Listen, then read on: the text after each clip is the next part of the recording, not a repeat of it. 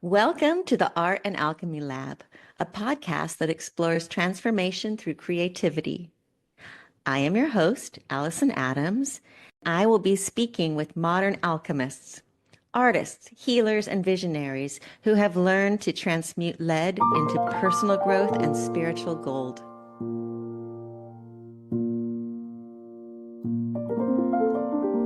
Today's guest is someone whose voice you have most likely heard, even if you didn't know it.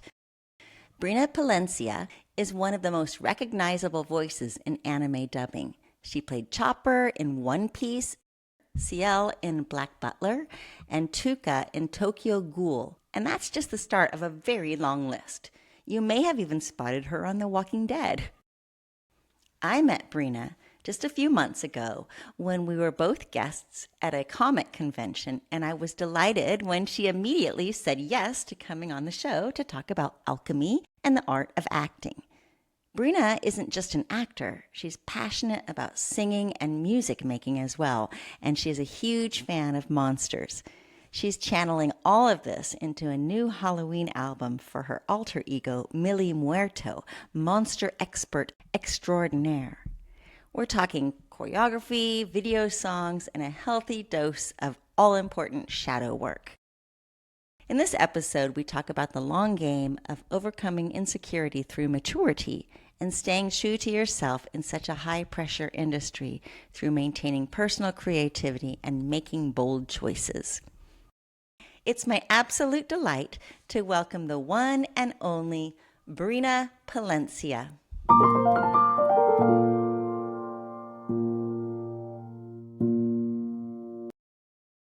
Hello, Brina. Hi. Thank you so much for changing your plans for me. We're kind of doing a spontaneous recording this morning.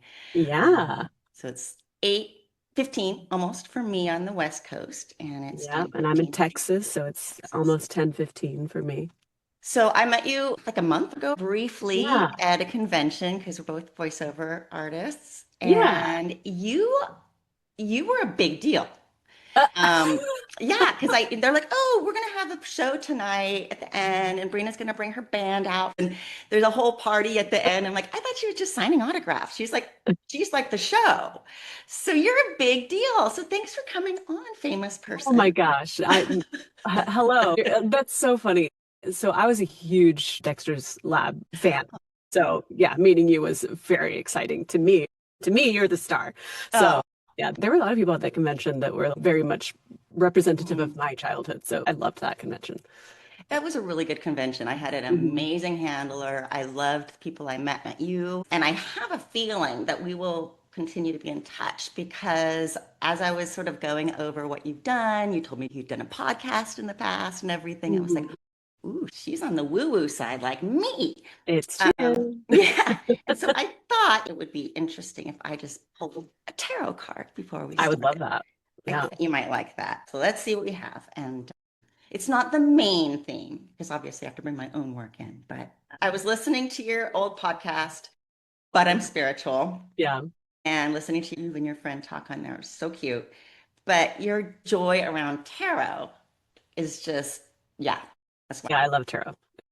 I had always been interested in tarot my whole life, but I only really got serious about it after I had my son, and it just became a very great grounding exercise for me. Mm. I never view it as like fortune telling or anything like that. I find it just a really beautiful way to get to know myself and to just kind of see what the cards pull up from my subconscious. It's Mhm. one of those things like I have a tendency to dissociate, and I feel like tarot really brings me back to myself and is Mm. just kind of like, hi, this is what's actually happening in your body right now that you should probably be Right. aware of.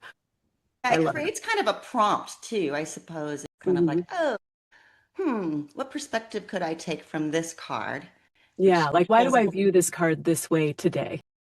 yeah, yeah. All right. Oh, this is a really nice card. Ace of Wands. Ooh, I love that. So, how do you perceive this when you first look at this? Why do you love it? So I love wands because they, bring the magic the element is fire. It's like a passionate start. So ace is, the start of something. So like a passionate start to something. For me, wands tend to represent a lot of creativity and things in my more artistic world of creative projects. Because you're also a singer, not just an actor. It's true. Yeah. Although singing is acting with Oh voices yeah. also, right? It's so funny you say that because so I live in Dallas, but my bandmates actually live in LA. Okay. And I did a convention in Dallas, WeebCon, and they flew out my band. And I was like, hey, while you're here, why don't we do a concert for like my friends and family who can't go to the convention? So we did that. And I felt fine right until I started singing. And then I got so nervous because I didn't realize how much of a persona that I put on whenever I'm performing my songs because they're my songs. You know what I mean? Like I wrote these songs, but it's still a character that I kind of play on stage. And I started to feel really self-conscious about doing that in front of a group of people that all know me so well. Like Interesting. it felt very silly, like they were gonna like see through Yeah, me and you're be like, because what you're is she doing? She's it not. wasn't really being your true self, right? Yes, exactly. And then just trying to have that persona and be, I don't know, like the cool girl vibe in front of people that know what a dork I am. You know what I mean? That's interesting. Yeah. It Oh, was so much more, I was so much more nervous during that show than I was performing in front of a room full of strangers. so I guess you need to do it more often, huh? Yeah, I think so. It's like whatever we're nervous of kind of shows us maybe where we Like can. we need a little more work there. Yeah. Or No, just get a few under your belt. Like I find that even with podcasting, and I'm sure you found that with auditioning and everything. Just get some under your belt and learn from those. Then it's like more second nature. But I know you have that in your second nature when you're performing for others. But it is, well, to me, that just shows that you must be a very authentic person around your loved ones, oh, for sure. Yeah. Yeah. which is great because a lot of people don't even do that. It's so exhausting to not. I don't Yeah. know. I'm more protective and have more boundaries around people that I don't know, but at the same time, it's still pretty minimal. I just get so tired. I have Mm. friends that are very guarded and have very strong walls up in a way that I find impressive. And it's necessary for them to feel safe. But to me, I'm like, man, how do you how do you keep that up? Hmm. Just it's Hmm. so tired. Yeah. Well, I think also, and I'm sure we'll be talking more about this, but just from the little bit I even researched about you, one of the things I admire and I relate with is that you seem like a multi-passionate individual. Like you have lots of things that you're good at and interested in, and they might not all fall under artist or performer, but like we said, singing is like acting. There's a There's sense that they all overlap for connect, sure. but you're Yeah. also a little bit over here, and then you're probably directing sometimes, and then you're a Hmm. mother, and you have all these roles. And I'm really interested in how do we kind of individuate all those things as we move through life and simplify. But then, of course, they go out again because we're interested in other things and we want to get out of our groove. So I imagine with someone like you coming back to that,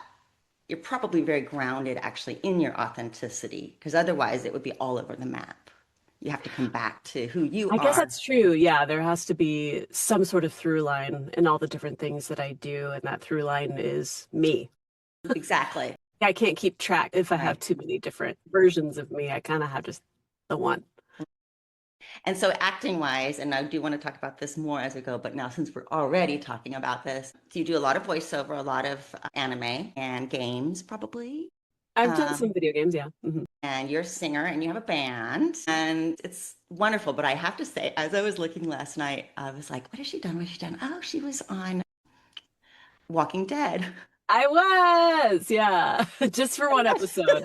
And my daughter watched Walking Dead with me. She's seen everything. She's 16 now, but I think we watched this a Mm. couple years ago, and I was like, "What are you doing watching all these horror shows?" But she's seen them all, and so she kind of brings me into that world. And I think you can handle this, Mom. Oh, it's got a really good story. It's okay about all the blood. You get past it. Right. And I was looking up. I looked who you played. And I remembered that episode and we were Oh, so sad because it was yeah, it was. And I would say those two characters, it was me and Robin Lord Taylor that they come across us with the fruit. We have fruit. It was such a bizarre, even when I read for it, I remember thinking, wow, these are weird characters for this post-apocalyptic world. how are they still here? Yes, how have they lived this long? You know, they're just so kind of hippy dippy, like, hi, just weirdly positive in a genuine way, too, because I feel like in that show they would come across people that feel like they're really positive, but it's creepy and weird, and they end up, being cannibals or something. But Yeah. with mine and Robin's character, we were just nice people. We were very lucky, I guess, up until that point. I think it was Anna was the character. It was in season Yeah. 4. And they Season go four, into this episode four. episode 4, 4-4. angel numbers. Not so lucky for her in the end. So they go into this house and these two people up there, darling, young. I mean, it must have been a little while ago that you did it. I think we filmed in Yeah, 2013. so Yeah. over like 13 years ago. And he gives you guys guns. You could just tell they're not going to know what to do with the guns. No Like, don't idea. give Yeah. them the guns. You only have so many guns. Yeah. And then you just see like a leg with a tattoo. Yeah. That was not my tattoo, by the way. That wasn't my leg. Just no, that's a little bit of an obscure story. I'm sure you've done much more starring roles, but it's so funny how, for me, it's these little ones, these little Well, and stories that when was I such a meet huge people. show. It's like, Mhm. sure, I've had more lead roles in other shows, but I mean, The Walking Dead is so iconic, I mean, yeah, I lost my mind because I was a huge fan of the show before I was on it. So just getting to audition at all was a big deal. And then actually getting it was mind blowing. And I always think that's a really great show to be an extra in as well. I was sad I didn't get to be a zombie because I knew that my character died, but I really wanted, I mean, spoiler. It's I okay. You're a mess in that one. Yeah, I really wished that I could have been a zombie. I did get to, so there was a zombie in the scene right before us that falls down the stairs. I was standing in the hallway with the woman who was the stunt performer who did the falling down the stairs. The zombies look just as scary in person as they do on the show. Their makeup is incredible. And I was standing across the hallway from her, and I was just like, so where are you from? And she jumped, like I scared her because she has the contacts in, so she didn't realize that I was right next to her. Oh, God. And I just thought it was so funny because she looks horrifying. And I'm like, so where are you from? And she's like, oh, She's the oh, one that's sorry. scared. And she even said, I'm just so freaked out because I don't like horror stuff. And honestly, it's all really scary to me. And I'm like, but you're the one that's scary right now. Yeah, but she was so freaked out. Scary is in the eye of the beholder, I guess. Yeah. Well, before we talk about more acting stuff, this is the card that I drew for you. And I haven't actually written about it. It was one that I kind of added on. I probably won't put it in my first deck. I plan to have 2 because I have so many pieces. But it says intentio and vision. So intentio being like the Latin for intention. You can tell me what you see. Well, it's got the beautiful eye, the blue, red, and yellowish orange. And then to me, it looks like a heart jar with a diamond cork and then the arrows going across it. Yes.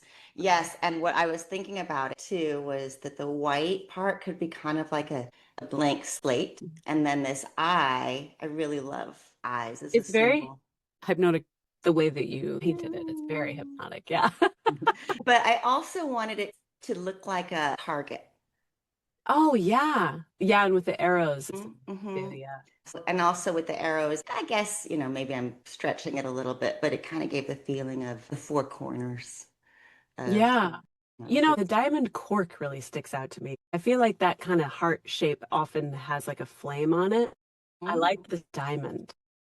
Diamonds, they're so solid, right? I think of your vision being kind of like how big are you going to see or how much are you going to hit your mark, all those kinds of things. But this is crystallized. With the fire element, there is a level of out of control chaos, you know what I mean? Whereas this feels very intentional, intentio. It's very focused, very precise, Yeah, clear. I like Yeah. that. And also, I don't know if you've heard of the concept of the diamond of self. You know, Haven't. this idea that your light shines out and your value shines out from this crystal. Well, I keep saying crystallized, but I don't know if diamonds are something that are crystallized. I think it's a rock that's been, Right. found and pulled out of carbon. But Right. inside of you, you have this jewel that Mm, has all this reflection going any which way, like a diamond in the rough would be inside of that right. carbon still. And so I like that you picked up on the diamond because it really is the thing that keeps everything inside here. It's like the highest point of this thing, um, Yeah. where your vision comes from. If you have that, then your vision is going to be correct. Right. It will go in the direction it's supposed to go. Yes, yes. I do have a quote that I put with it, but as far as the rest of the card, we're kind of making it up as we go because you're the first person I've talked to with this. It says, you create your thoughts create your intentions, and your intentions create your reality. This is Dr. Wayne Dyer, a well known New Age thought leader who is no longer with us. He wrote a great book about intentions that I had read, so I wanted to honor him there. But what do you think of that? You create your thoughts create your intentions, and your intentions create your reality. I like that concept of you create your thoughts. I've been working on that a lot. The creating of your thoughts, I think, is a really important bit, and understanding how much control you actually have over that. It's something that I have recently been working on a lot because I feel like, right now there is so much that is happening that I don't love, that I have absolutely no control over. And being able to, take that stoicism principle of focusing on the things that you can control has been very helpful, just as far as my own mental health and mental clarity. I can't get too bogged down. Like, it doesn't serve anyone, me just sitting around and being angry, If there are ways for me to use that anger to be productive and to change a situation, then absolutely, I need to do that. But like, just stewing about things that I can't do anything about is not actually helpful. Mhm. And I found that the more I focus on my art and also kind of accepting the fact that I am an artist, I'm not a politician. I'm never going to be a politician. You know what I mean? And I actually did kind of have that grappling with myself of like, okay, well, then what am I going to do about it? Could I do something? Could I maybe run for office one day? Could I do that? Am I a civil servant? Is that my thing? And it's just not. It's not my strength. I do feel strongly I was put on this earth to be an actor and a musician and a writer and a creator. You know what I mean? I think that's my job. And that's what I'm trying to focus on. And I'm trying to approach those things with honesty and vulnerability. And that's all I can do. It has helped in my community more than I thought it would. Once I started focusing on that, it has empowered people that I didn't realize it would empower. And it has just brought a level of joy to people that I think was needed. And I think there is value in that as much as I stress and like to tell myself that there's more that I could do. Sometimes there's just not. And sometimes just doing the little bit that you can is enough, you know? Well, I think as creatives, we don't really know how far, going back to this card, like how far those arrows go, that Yeah. intention. And the key is just to have that, like, what do I want to bring? Do I want to bring joy? Do I want to bring light? Do I want to bring a new way of thinking about things? Whatever it is, you just have that intention part. And then it Yeah. goes where it goes, and where it lands is kind of out of your power. Yeah. It's like it's not my job to decide where they land. It's my Right, job just to shoot them, right, to shoot the exactly, arrows, the creative, exactly. metaphorical arrows that we're talking about. Yeah, and I know what you're talking about with, politics and just how heavy everything is. But in my view, there's always balance, and there has to be balance to the destruction through creativity. Like it's really the opposite of destruction.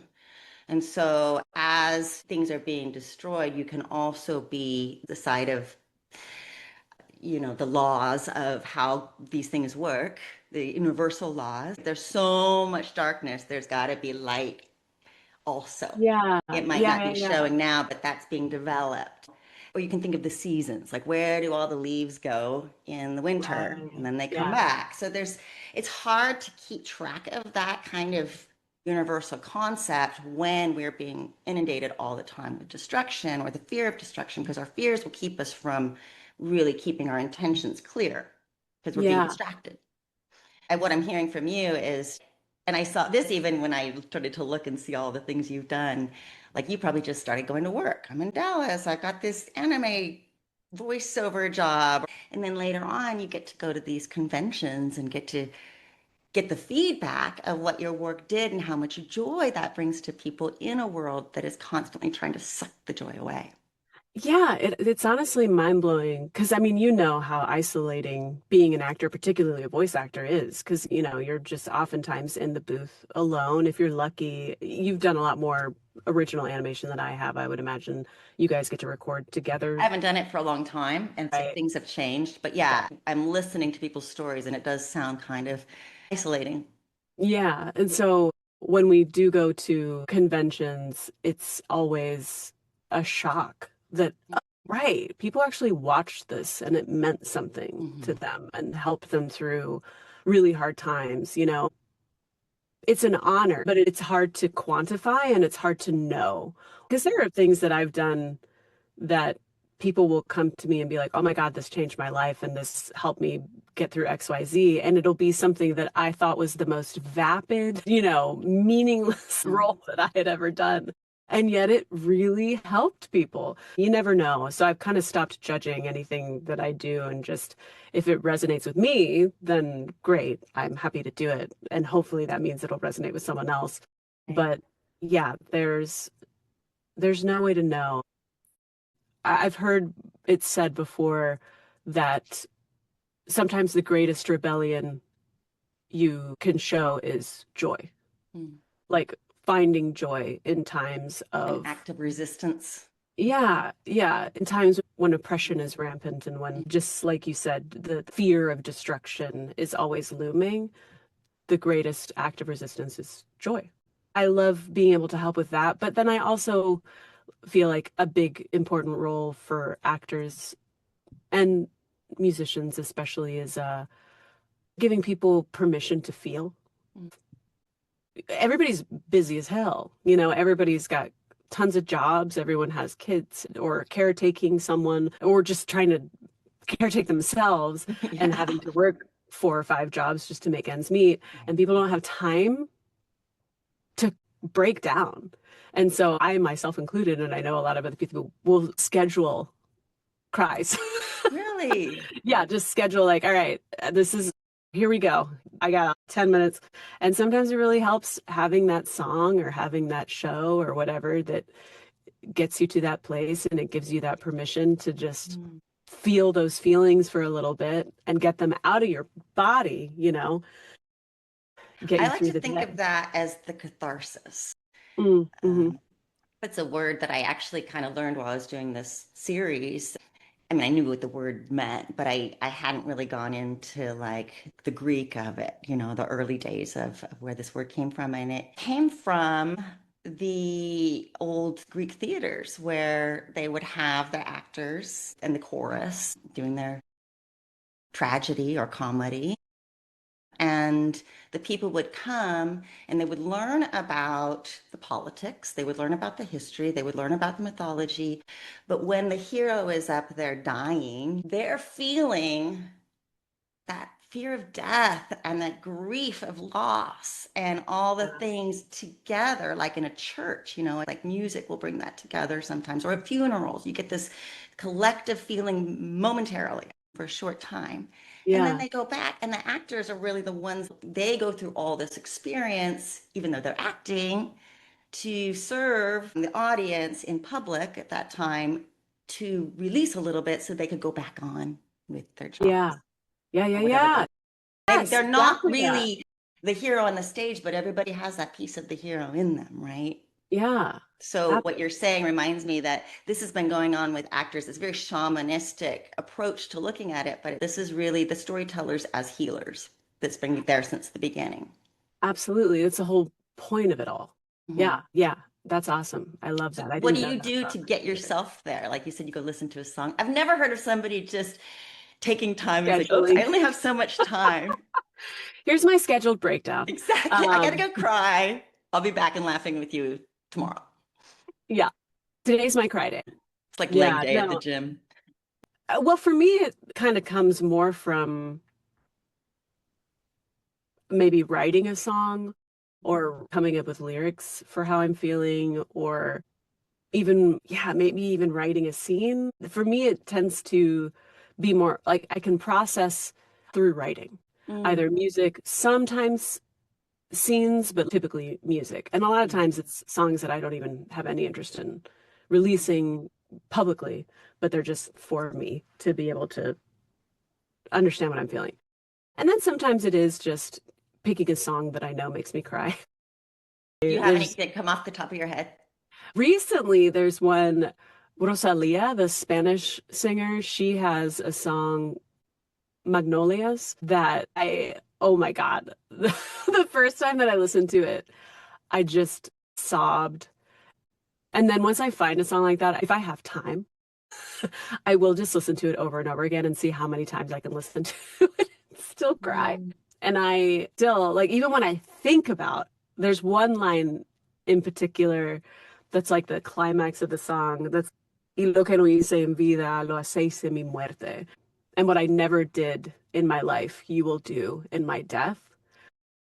Ugh, and the way she sings it is so epic and gorgeous. Her voice is insane. Um, yeah, that's my go-to right now.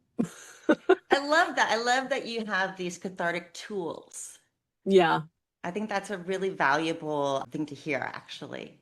yeah, Okay, singers generally have always been singers. And did you always want to be a singer or an actor? yeah. So my mother is a singer. Both my parents are musicians, so it definitely was just a part of life to be singing and Beautiful. writing and making music. That's always been a part of my life. I took on acting as sort of my thing.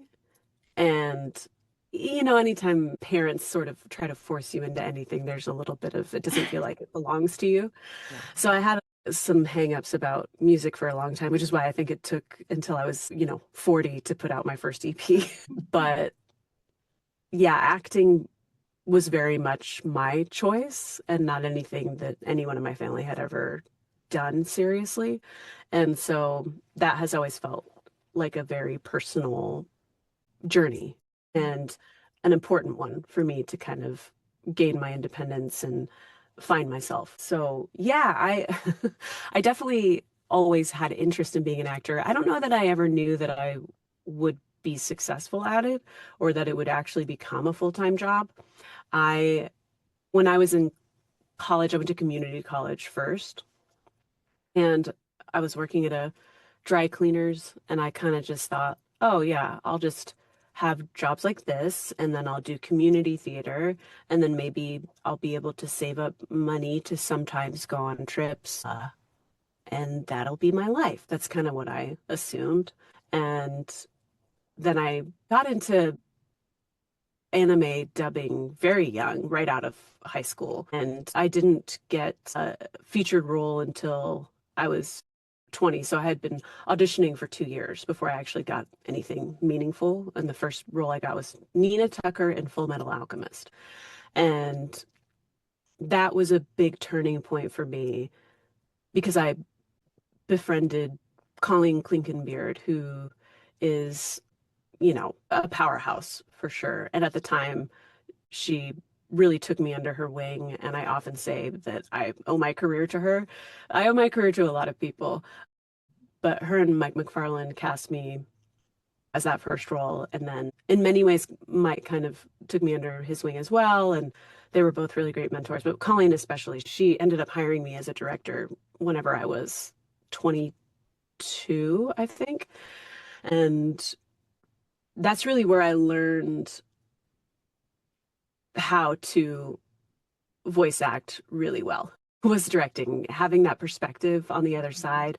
And the people that I got to direct were so incredible, like Lucy Christian and Monica Rial, Jason Douglas, Jason Liebricht, just total icons of that industry.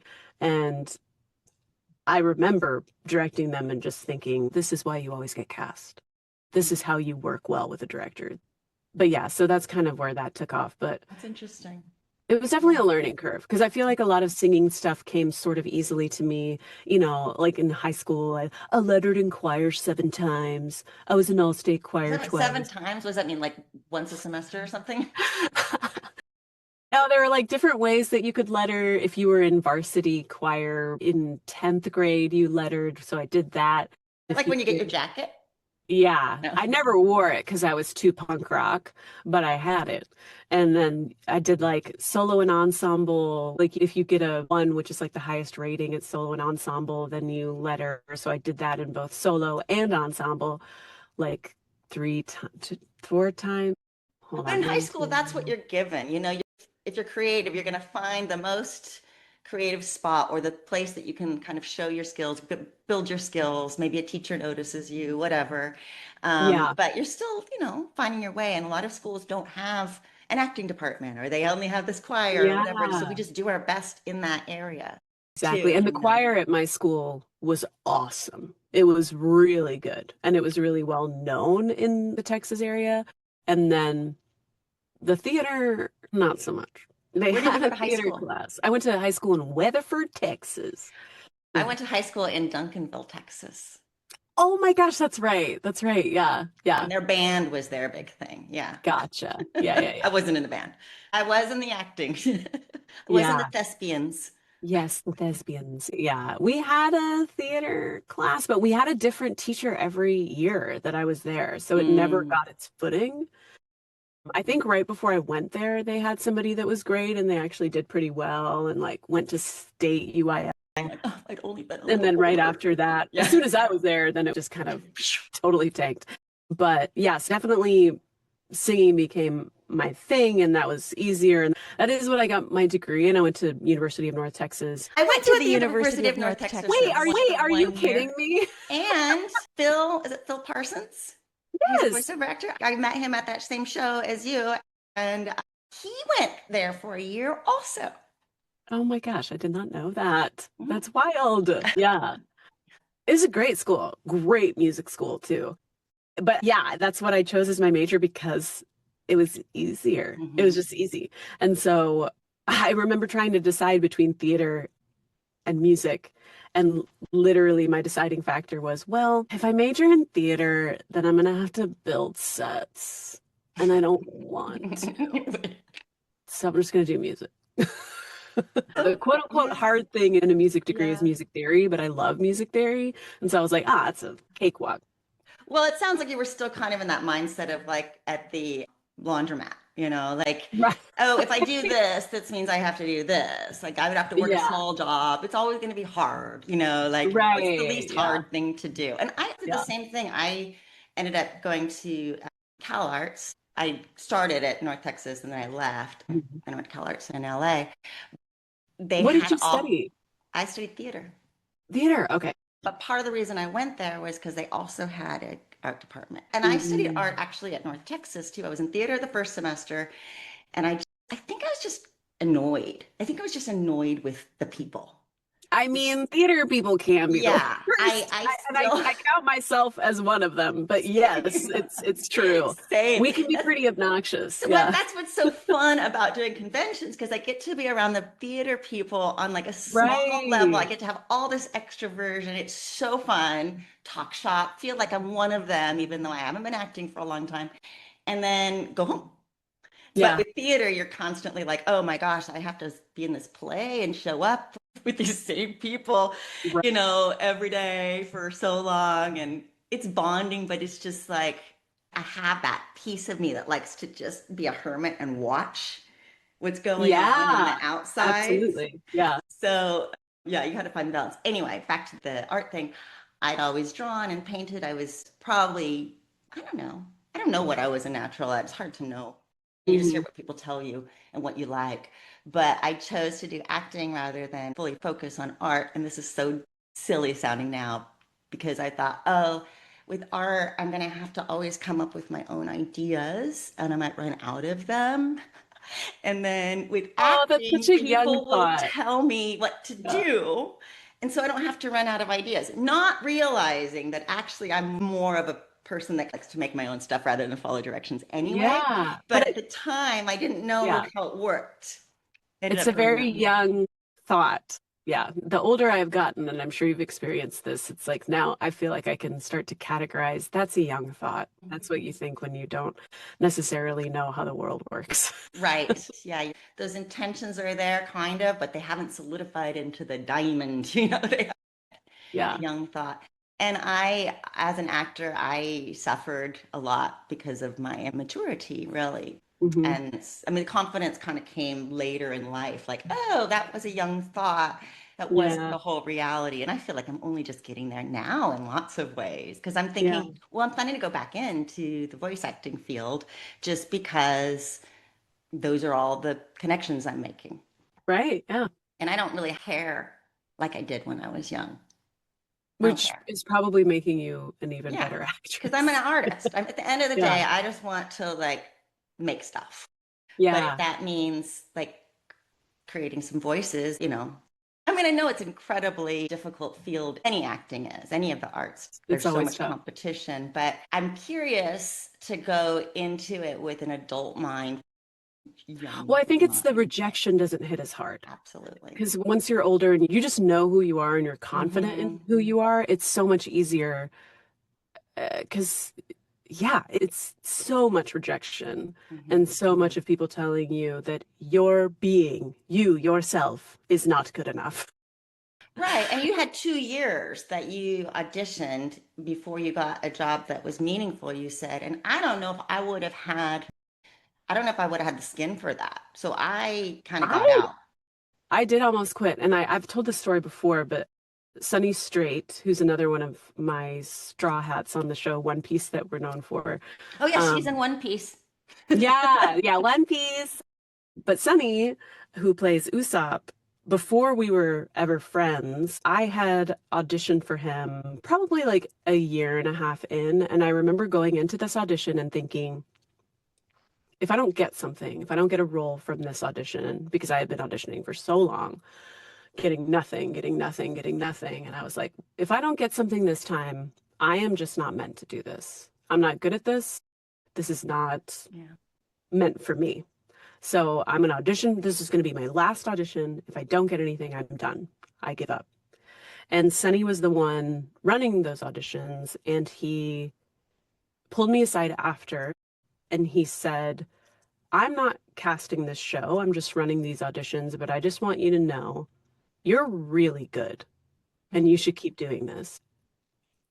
I didn't get anything from that audition, but because he told me that and took the time to tell me that, I kept going. Mm-hmm. And that's the only reason why. Like, I absolutely was ready to quit. I was absolutely like, I was done. I was so tired. But him saying, like, you're really good at this. You need, if you don't get any, he specifically said, if you don't get anything in this, you should still keep trying because you're really good. And I was like, thank you. But yeah, Yeah. it's little moments like that. I've had so many little moments like that that helped me continue in what I was doing. Coming back to this card again, I'm picturing that. Your intention was to be an actor, to get this work, and then your mindset was starting to fall in on you. Like, no, no, no, Hmm. no. It was like the arrow needed to be re-guided. As soon as your intention's off, if you have enough of it, you keep that muscle going long enough, even if you start to off track, it's like the universe or someone will kind of pull you back in. Yes, I feel Correct. like I have been so lucky in that regard. I feel like I have always had people just come out of the woodwork and be like, "Hi, you're on the right track. Keep Mm-hmm. going." Yes, I feel like I have been extremely lucky, hashtag blessed. But yeah, I've been so lucky. I don't know why I'm so lucky in that regard, but I'm very grateful that I am because I don't think I've never felt off track for very long. Mhm. It's always pretty short-lived. Yeah, that's good. That's good. And it's a good thing to remember and hopefully hear yourself say for those Yeah, times when you do feel like this is going longer, I'm off track longer. This me is the too. time. Yeah, This is when it totally. all falls apart. I'm sure of it, you know. This is gonna be it. Yeah, yeah. So remembering how many times, that has happened can also get us back on track to that feeling. Because I think as we manifest the direction of our lives, a lot of it comes back to that feeling of joy that you're Well, and I talking think about. it's taken a lifetime of that for me to be able to do my new project, the one that I was telling you about. Let's talk about it. So I've created a Halloween album, music for kids. It's kid friendly, but also adult friendly. And along with this album, I decided to come out with a whole character. I've created this persona. Her name is Milena Muerto, but you can call me Millie.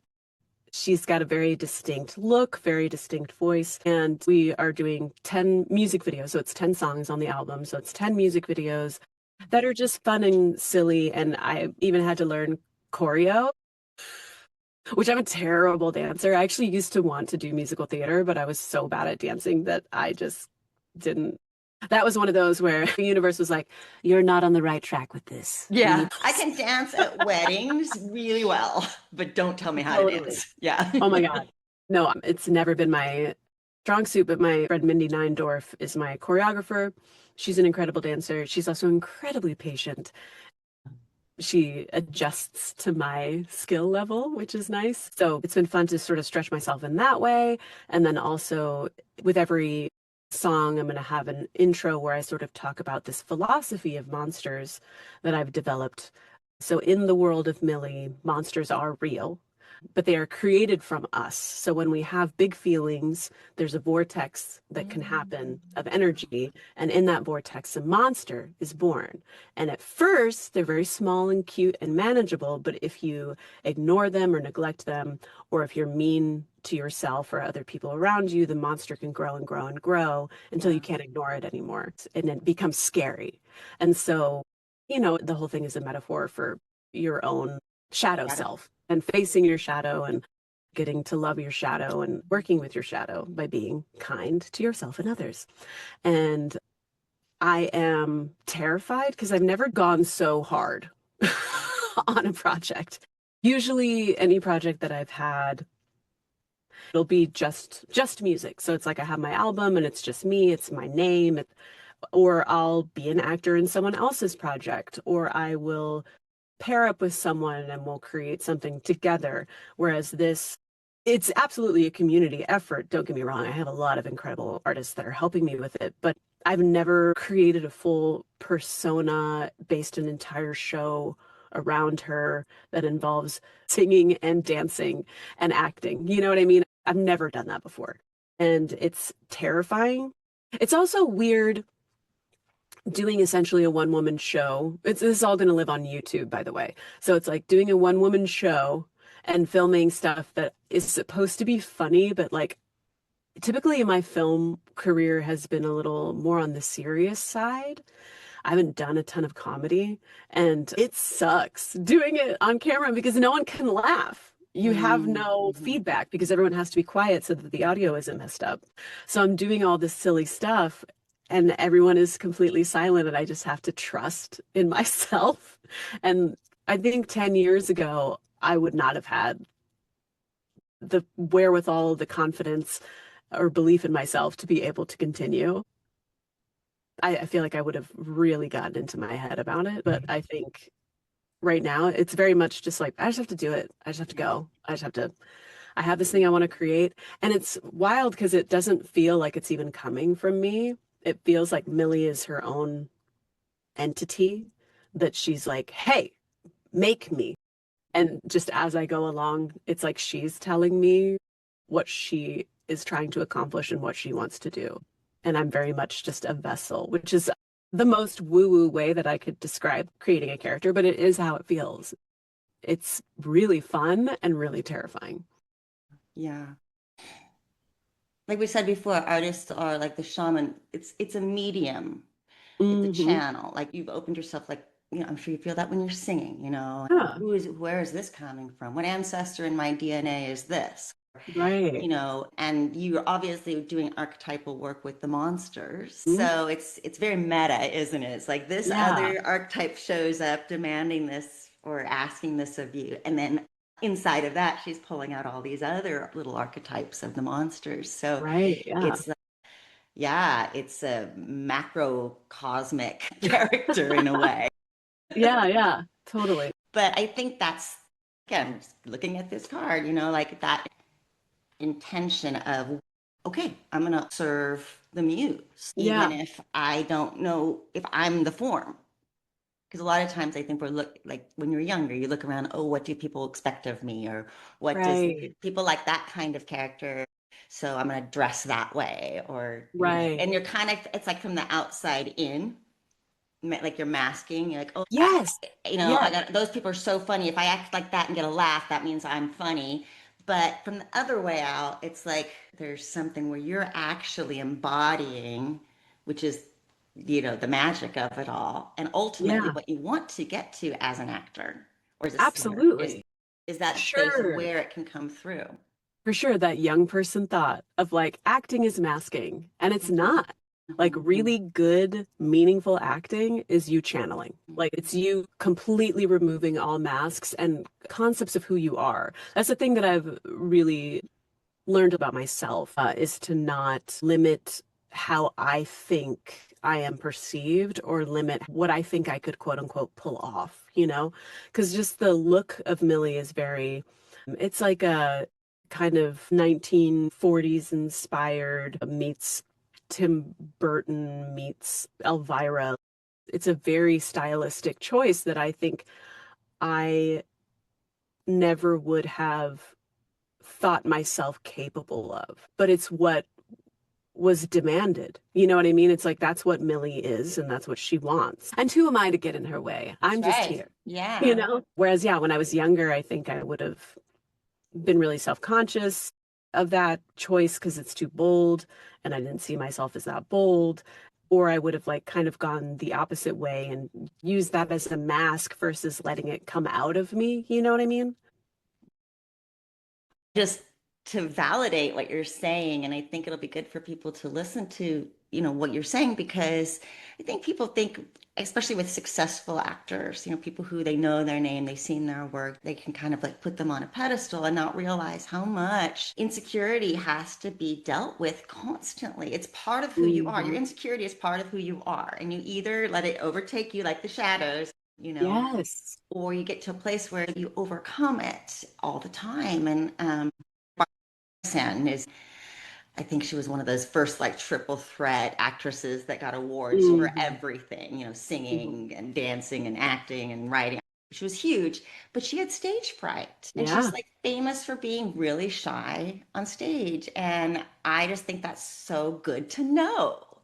Yeah, because fear is a meaningful feeling. Fear is an important feeling. However, the purpose of fear is not to stop you in your tracks. The purpose of fear is to get you hyped and get you ready and get you alert I like so that. that you can perform under pressure. Developing a relationship with your fear where it's something that you can play with and that you can use to your advantage Mm, versus having the fear and then just being paralyzed by it. That's kind of my goal with talking on this kids show is like learn to play with your fear. Fear is not a bad feeling. Like it can be a fun feeling. One of the songs is even called It's Fun to Feel a Fright.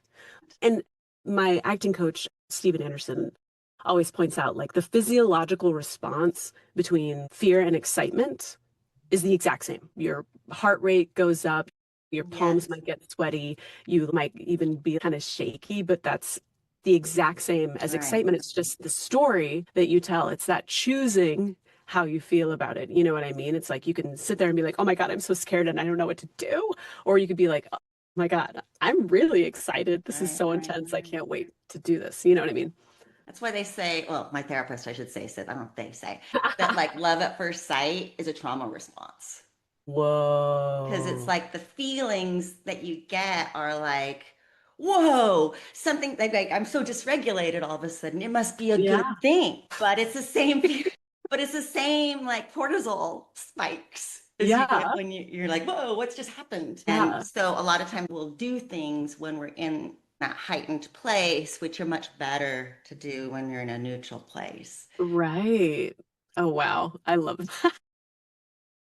Yeah, I've never been a huge believer in love at first sight. I do know fear at first sight, though. I do know, like, whoa, my nervous system is shot. I shouldn't do this. Oh, I should do this. Yeah, I'm in love. Like, Yeah. what?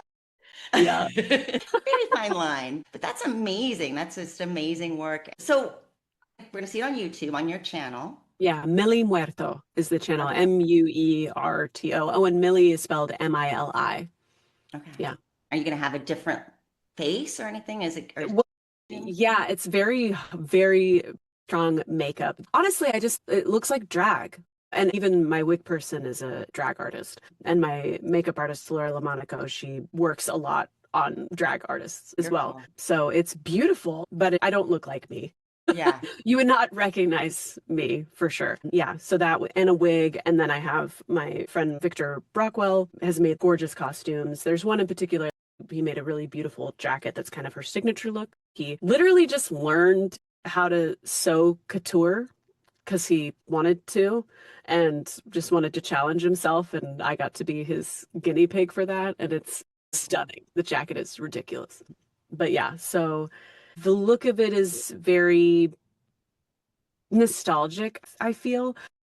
My son watches YouTube stuff a lot, and I don't mind it. The thing that makes me sad is that I feel like a lot of the magic is lost, a lot of the artistry of, you know, a set and Creating a world. costume and makeup and all that is not appreciated in the YouTube space as much as it is in the more traditional TV space. But Gen Alpha, that's all they watch is YouTube stuff. So I'm hoping to bring a little bit more of the theatrical love for artistic vision back into the YouTube space. It exists, Right. don't get me wrong. There's definitely like YouTubers that have some of that, and their whole thing is, this is how I build a set, or this is how I Mhm. built an animatronic, or something like that. But yeah, so we'll see how it goes. Hopefully, It's going to be amazing. hopefully, It already sounds amazing. yeah, thank you. At the very least, it's a very fun album, Halloween album. There's not enough Halloween music out there. No. This all started because my son and I are huge fans of Halloween, and we're both frustrated at the lack of Halloween music. And so Alex Mitnick is actually who wrote the songs for the album, even though I'm a songwriter, but I don't specialize in kids' music. All my music tends to be pretty depressing. Definitely in my intros of the songs, I am not shying away from talking about sadness and grief and hard feelings. That's kind of my whole spiel and sort of Millie's mm, Millie's I guess soapbox. I mean, it's just about not being afraid of those feelings. That grief is normal, anger is normal, like all of these feelings are normal. But you have to protect the little monster that you just made by being nice to Mm. yourself Yeah. and to the people around you so that the little monster knows not to freak out. Yeah, just making it clear to kids like you're not alone. These are all normal feelings. They're completely natural and you don't have to be Mhm. scared of them. Well, Monsters Inc. and Inside Out were both incredibly successful stories. And I think it's because of that. They really reached deeper into something that even kids knew. There's something I'm learning from this. There's something very validating that you don't always get just from funny cartoons. Yeah, exactly. And just, yeah, getting to know your shadow self. It's It's important. wonderful. So, one more question before you go. Did you bring a piece of art or did you think any more about the I artwork, did. I decided to go with a graphic novel. which was your first It's choice? Yeah, Monstrous. Monstrous by Marjorie Liu and Sana Takeda, both women, and it shows. It's just really beautiful feminine characters. I always kind of joke that all of the important characters are either women or cats in the story. And I love cats, so Me too. it works out. And the artwork, Sana Takeda did the artwork and it's so intricate. You can see, like with the costumes and stuff, just the level of thought that's put into the jewelry and the fits and everything. It's not just the dialogue that's telling the story, even what they're wearing is telling a story. And I think that's something that tends to be really demeaned, this idea of fashion or anything beauty telling a story, but it does. It really does. It tells you a lot about a person, how they dress and how they choose to present themselves. And I think if you're going to have a visual medium, I think it's really important to take all that into account because otherwise you're not utilizing all the tools that you have at your disposal. It's like, yes, you could write this beautiful story and whatever, but if the costumes, the set, everything around it visually doesn't match with the story you're trying to tell, you're missing out, like you're missing out on being able to hit people on a deeper level because it's that visual stuff. It's the jewelry, the costumes, the colors, the everything that hits people on a subconscious level, that you wouldn't be able to otherwise. And I am really inspired by that in Monstrous. And I have to say, too, Marjorie Liu, the writer, her dialogue is so good. I don't know if you have done a lot of reading of graphic novels, but in my opinion, a lot of times it'll be a really cool story, but if you were to just take the dialogue and try to read it like a scene, it would not flow very well. I feel like with Marjorie Liu, I think her dialogue, you could just slap it directly, word for word, into a script, and it's stunning. That's Like a whole it's, nother gift yes. to be able So to the do two of that. them together are just magical. I'm It's definitely so going to check that beautiful. out. Yeah, Wow. highly recommend. One thing you just said that I want to speak to about you, and this is only because I looked a little bit into your birth chart before I came Ooh, over, yeah. but I I love studied that. this system called the gene keys and human design. They're two different systems, but they're connected. And the gift of style is something that you have, I believe, in your chart. The way it's described here is it's the opposite of mediocrity. It's the Mm, opposite of just everybody doing the same thing and being afraid to stand out. Because when you stand out, you are attracting criticism or yeah. people don't want you to be different. So there's a real rebellious quality in there that allows you to shine. But in order to shine, we use our clothing and we use our hairstyles and we use your makeup or whatever. And so it's not just something to make things look nicer. It really is a way to lift yourself to a higher place, to be seen, and to pull people up to a place out of their mediocrity, which requires looking at people who are different, who are creative rebels, for example. Like fashion isn't really the same thing. Fashion is changing all the time, and we Yeah. can play with it, and everybody has access to it, but not everybody has access to personal style. And even Yeah. stepping out with personal style takes courage, even for those who have the gift, which I'm thinking about with your thing, because you're Yeah. always. Well, and I definitely, I've always loved to stick out with my style until I had a kid. And then I just became invisible because my body was different. Mhm. My soul was different. It was like I didn't know how to reflect myself in my style. And I feel like in the last couple of years, I'm finally stepping back into it. And it's kind of scary because I feel like there's elements to it, to my style now that I never would have done before, just as far as like maturity level. You know what I mean? Because before I had a kid, I was always very playful, and I'm still playful. I like having, like Halloween elements and the things that I wear and just like little spooky things here and there. But overall, I'm much more like tailored typically. It's like, well, it depends on the day. I'm either like, t-shirt and sweatpants like I am right now, or when I go out, it's a little more elevated. Sweats and a t-shirt can still have style. It is Mhm. really an inherent quality. I just was bringing it up because you were talking about these elements of style Yeah. and how it's important to bring them up. And also the animal that's associated, there's a big system with it all, but the animal, which I love to think about because I actually have this in my chart also. And I think about it as I'm moving back into acting and being at the conventions and everything and sort of being a little larger than life is the hummingbird. And the hummingbird, oh, I just saw one right there outside my window. Oh my gosh, And I that's think of them beautiful. just, they're hard workers and they're not really involved in their own style. They're just Yeah. going around trying to get their nectar and protect their babies and all the things that Yeah, hummingbirds yeah, do. But they can't go very far. They can only just like jot around. So we look at them as this glistening thing that you can't quite catch, and it just brings, it enriches your view, and you're yeah, attracted to it. You're not trying to catch it, you're just attracted yeah, to it. And I think of that as someone who does a lot of different things, and especially like when you have to be out there on your platform, to just let yourself sparkle. It's not really yeah, that your sparkle is a specific thing you're thinking about. It's just natural to you. And the reason you sparkle is because you move so much. You can just bring that to wherever you're going, whether that is, the museum or to your kid's school or to a convention or to the show. It's going to come out in different ways, but underneath it's the energy of that little hummingbird that's just the most beautiful jeweled thing, not meant to be caught, just meant to be right. enjoyed. Yeah, yeah, And I love thinking about that since you brought up all of these little details through this yeah. interview. I Um, love that. Thank you. you're Yeah. welcome. So, not a monster bird. You're not all monsters. Some of it's just delightful. Oh, it's just But a little birdie. yeah, well, I'm going to put things on the page about your YouTube and everything. Anything Yeah, else you want to share, just pass it over. And then hopefully I'll get to talk to you again sometime. I would love that. Yeah. Yeah, I'm excited for all the things that you're doing. Yeah, have a wonderful time with your family today. Thanks for being here. My pleasure. Bye bye. Thanks for tuning in to today's episode of Art and Alchemy Lab. If you enjoyed what you heard, please take a moment to hit that subscribe button so you never miss an episode.